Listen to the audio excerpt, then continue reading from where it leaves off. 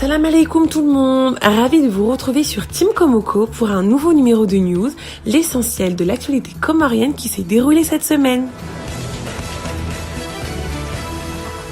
Le programme de citoyenneté économique est un scandale financier hors norme. Ce programme, censé soutenir le développement des Comores, n'a finalement servi que des intérêts privés tout en mettant gravement en péril la sécurité du pays. Je vous explique.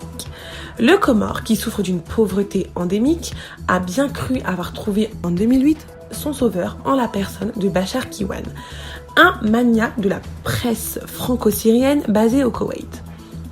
Il promet des lendemains qui chantent grâce à un programme d'échange de citoyenneté avec le Koweït. Les Comores s'engagent à fournir un passeport à certains bindous sans nationalité, ce qui permet au Koweït de les expulser plus facilement. En échange, l'État du Golfe doit investir aux Comores. Ce compromis ne reconnaît aux bindous naturalisés, comoriens, ni droit de vote, ni droit de résidence dans leur nouveau pays.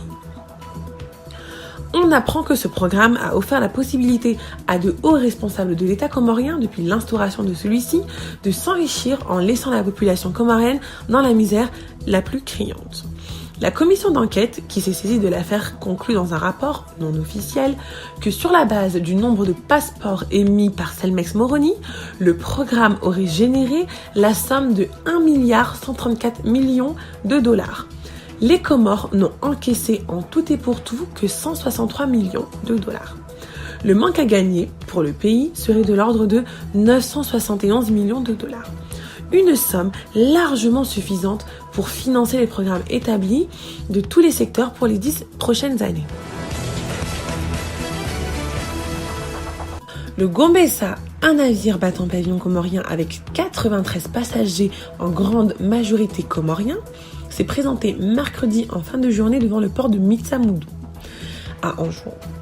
Les autorités locales lui ont refusé d'accoster sur ordre du gouvernement comorien qui a publié une circulaire interdisant le retour sur son territoire des expulsés de Mayotte. Le ministre des Finances et du Budget, accompagné de son cabinet, a effectué samedi dernier une visite sur le chantier de la route allant d'Itsinkoudi-Yawashili vers Nsangadjou-Yadimani. Ce projet de travaux d'entretien de la route Intsikoudi-Nsangadjou, dont le maître d'ouvrage est le ministère des Finances, est financé par l'Union européenne à hauteur de 6 millions d'euros, soit 3 milliards de francs, dont 3 400 000 € à Ngazidja et 2 600 000 € à Mouili.